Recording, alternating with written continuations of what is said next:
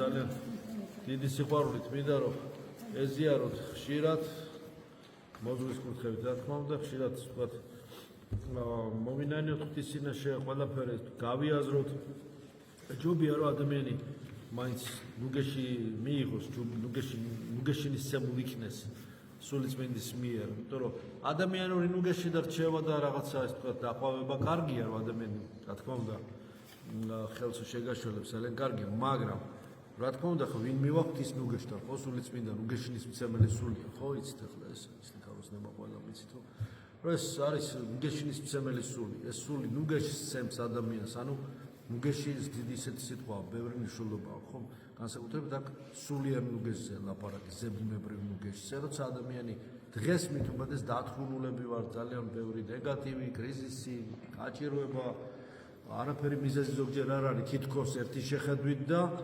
აი რაღაცა უმადურობას იღებ ნეგატივს იღებ არაკეთილ განწყობას იღებ ზოგის ვთქვათ აზრითაც ზოგი ნებს აზრს დიდი ძალა აქვს ხა არავის არ ვაშინებდა არავის ოკულტურ ზემოქმედებებზე არ ლაპარაკობ მაგრამ აზრით ფსიქიური ენერგია დიდი ზიანის მიღება შეიძლება დაუცველი მოუნანიებელი უზიარებელი არ დაცული სულიერად ვთქვათ ეკლესიისა და ღვთისაგან განშორებული ადამიანისათვის ძალიან ბევრი ზიანის მიღება შეიძლება უმეტეს არაკეთილ განწყობილ და მტრულ სოციალურ ქსოვილში თითქოს არ ცხოვრობთ, მაგრამ მაინც ქსოვილი სოციალური ჯანმრთელი არ არის და ბევრი ნეგატივი და გაუცხოება ადამიანებს შორის სამწუხაროდ. ისიც კიდე ცოდვების გამოხდება და შეიძლება განაზრახაც არაკეთებს ზოგი, მაგრამ რა ვქნა ზოგჯერ ესე გამოდის ხოლმე ნებით თუ უნებლიეთ. ამიტომ ნამდვილად ხო ცოდვებ, ნებით, უნებლიეთ, სიტყვით, საქმით, აზრით, დღისით, ღამით, ხო ამას ვამბობ. ზოგს ცოდვას ნებით იდან, ზოგს უნებლიეთ. ხო, ცოდვები არსებობს. ღვთის წინააღმდეგ, მოყვასის წინააღმდეგ, ასაკ რიცხვის სამია და საკუთარი თავის წინააღმდეგ. ეს ახლა დიდი თემა არის. რა თქმა უნდა, ასევე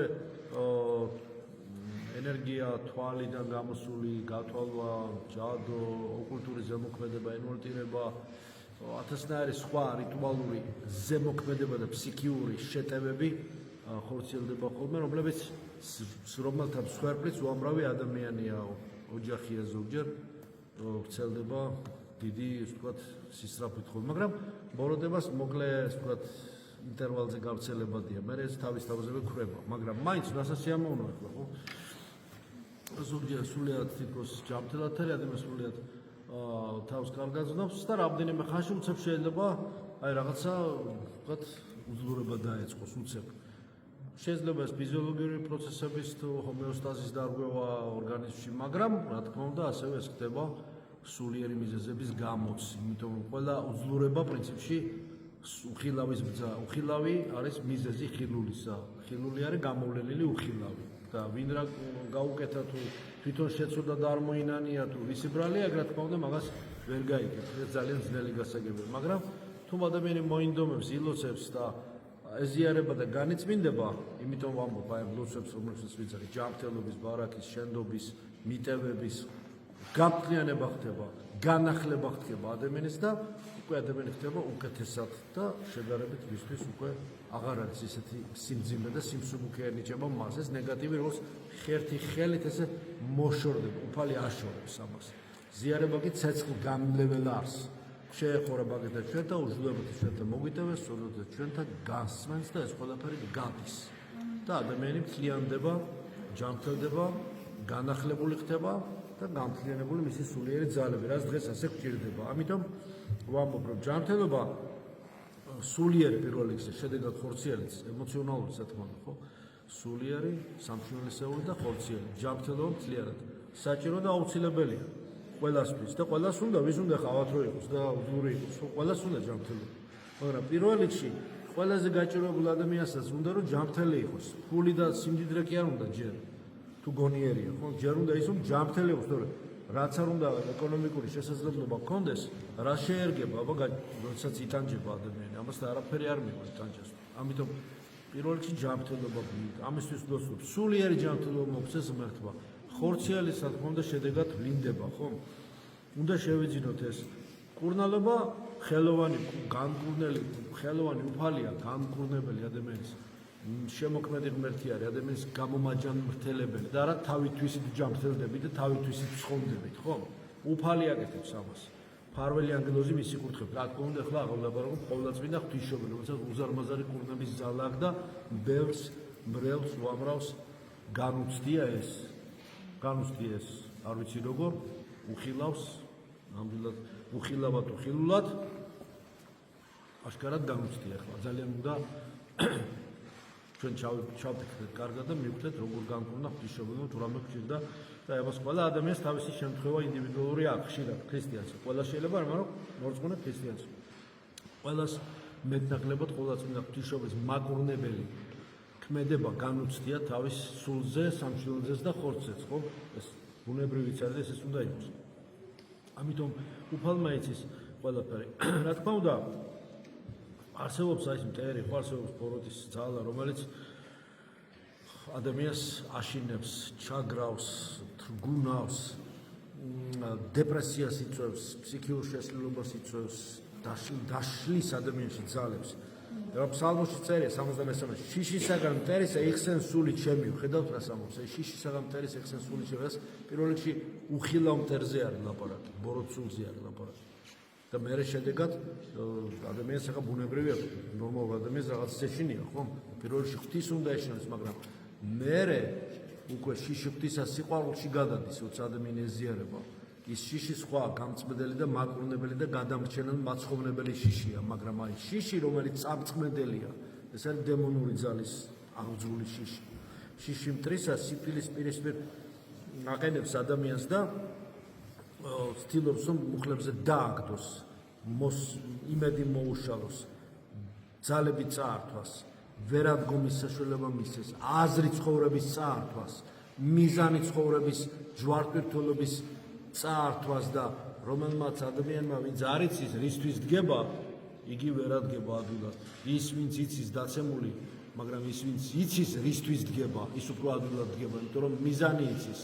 რატომ უნდა ადგეს, რისთვის უნდა ადგეს, რატომ არის საჭირო, რა არის მთავარი ზემიზანი იმისაც, რომ დაცემული წამოდგეს, მოიკრებს ძალებს, უფალს ევედრება, უფალი, რომელიც ჩვენთვის ჯვარს ეწოდა აღს გამკვეთით, აუცილებლად მას მისცემს შეშინებულ დაჩაგრულ ადამიანს მისცემს ძალას, რომ ყველა უძლურება დათხრუნოს და ზიარებით გადალახოს და ყველა დაბრკოლება და ყველა სისუსტე ძალად ექცეს მას. ამიტომ ძლიერია უფალი და მორწმუნე ადამიანსაც არ ეშინია არაფრის. უბრალოდ ცდილობს, თხილად არის, გაფრთხილებული შეიარაღებულია უნდა თქვამი, ხომ? ჭეშმარიტებასა და სიმართლეს გვასწავლის დავით წინასწარმეტყველი, როდესაც ამბობს, მოდი ჩვილებო, მომისმინეთ, უფლის მოშიშებას გასწავლით, თქვენ უზელქართულად შიში უფლისა გასწავლოთ, მოვედით ჩემ და შულო, შიში უფლისა გასწავლოთ, რა დიდი მისტიკა არის, დიდი სულიერი სიბზნეა ჩადებული. სიბზნე დასამაბი უფლის შიშია, რითაც საუკუნო ცხოვრებას მივიახლებით და ცოდვისა და სიკვდილისაგან თავისუფლებით. არა მხოლოდ უკვდავებასა და სიცოცხლის ვეზიარებით, არამედ უფლის დიდებით და ქებითაც შევიმოსებით. აუცილებელია დავემორჩილოთ უფალს ჭეშმარიტი მორჩილებით, არა მხოლოდ სიტყვით, არამედ საქმითაც მორჩილებებით კი სიმდაბლეს ვიძენთ, რითაც ჩვენს ჭეშმარიტ ღმერთს უფალ იესო ქრისტეს ვემსახურებით. ყოველივე ამ ქვეყნიური განხსნადი და წარმავალია, კი ვიცით ეს, ხო?